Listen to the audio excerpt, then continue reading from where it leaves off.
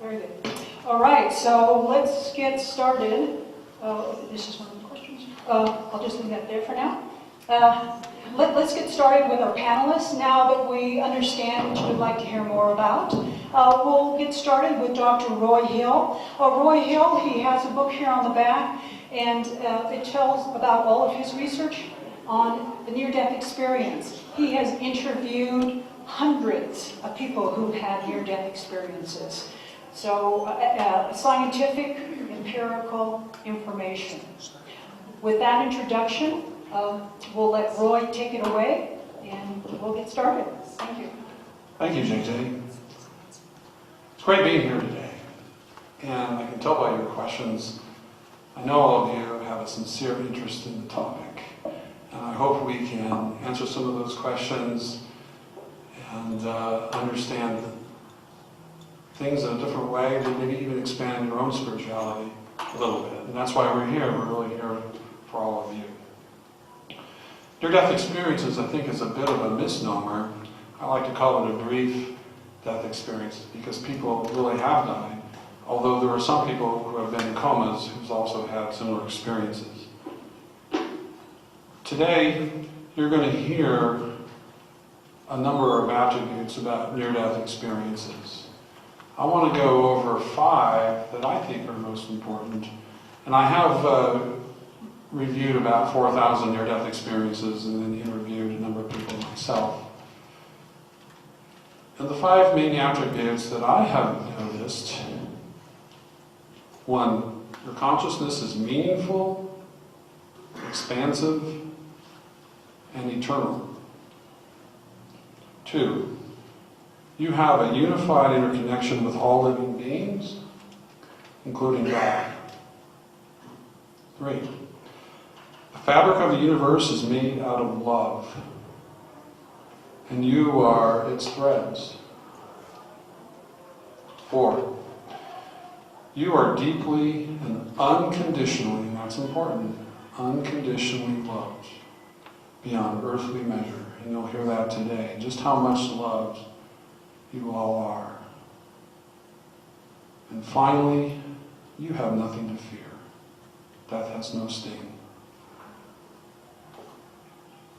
So, we can talk all day about those 5 things as well as many other elements, but let me continue and talk a little bit about the demographics of the near-death experience. There has been some research about the near-death experience in terms of incident rates in Europe, Australia, and the United States. And what they found is that about 5% of the people during those studies have had a near-death experience, whether it's just a out-of-body experience or a deeper experience where people have met spiritual beings, have things to tell us about heaven. That's a lot of people. That's 15 million people in the United States alone. In fact, JJ's little quick survey here, I think about 5% of this room has had near-death experiences. So we're right on target here with those figures. So near-death experiences aren't going away.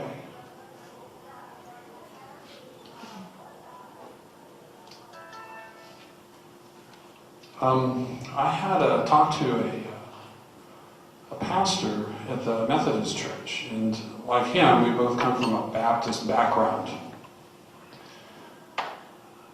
So in talking to him about near-death experiences, he says, I always dismissed that. But as a pastor, I've had so many people in the congregation coming forward and tell me about it that I can't dismiss it anymore. But that's exactly what the church has kind of been doing. They don't know what to make out of it. More recently, some of the fundamentalist churches are denouncing it. But as a church as a whole, it's sort of been ignored. And what I want to say today is that society and the church needs to grapple with this. They don't need to do that in fear. We'll talk about a little bit that in a minute. But one of the evidences of a near-death experience is that people have the same elements,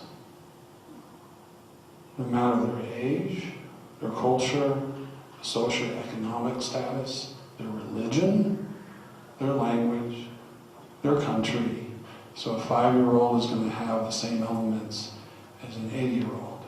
Somebody from China will have the same elements as somebody from Mexico. And that speaks to the reliability of the near-death experience. Very, very important.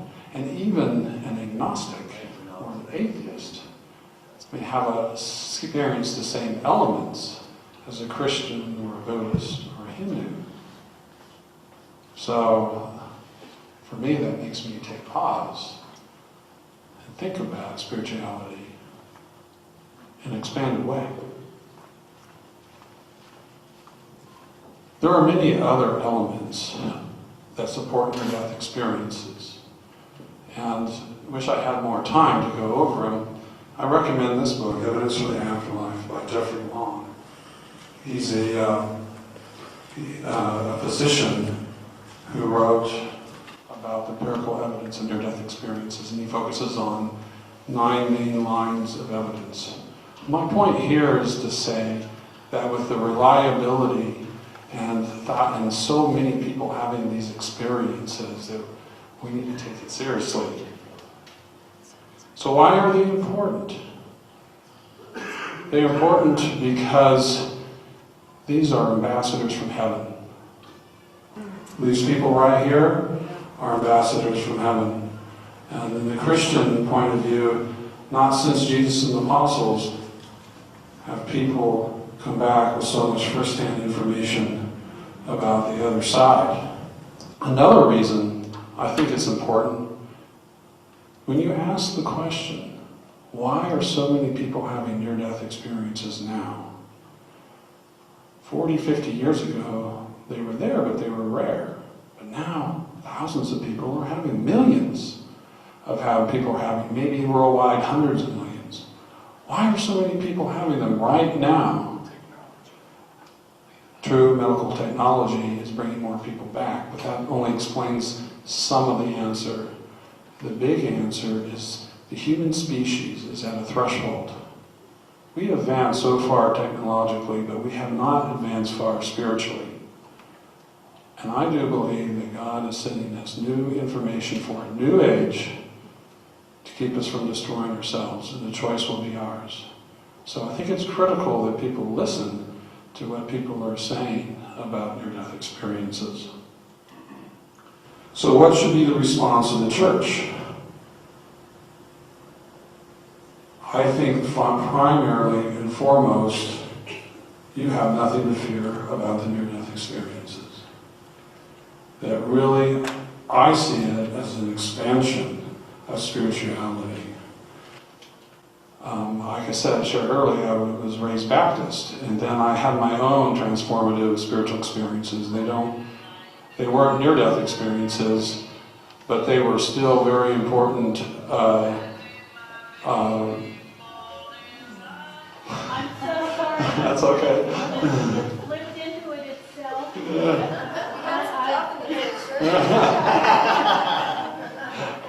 That's so quiet. It's quite all right. It gives us all maybe a second to pause and think about. Maybe that accent's what I'm trying to say. I don't know. But I had my own experiences, and I still remain a Christian. They haven't altered my view. In fact, it's strengthened my Christianity because now I know how to emulate Jesus in a better way, in a stronger way. So I don't think there's anything to fear from it. Now, fundamentalist folks, and I don't think any of you are fundamentalists because we wouldn't be invited here, they will reject it because it does go a little bit beyond what their church doctrine says. I don't think it's inconsistent, but it does go beyond. And here's my answer to that. Would we all agree that God is infinite? How many Bibles would describe an infinite God? Would 1 trillion Bibles describe an infinite God? Wouldn't be enough. So 27 books of the New Testament, although beautiful books and contain the most important information about love, still does not describe an infinite God. And so my challenge to you all is to think about an infinite God going forward when you hear these wonderful speakers. And I would approach it with mindfulness. Mindfulness in psychology means kind of listening openly, focusing almost in a meditative way on what's being said without judgment. And then if you're interested, you can read more books and then make some decisions as you learn. So without further ado, we'll continue on with your next speaker. Thank you.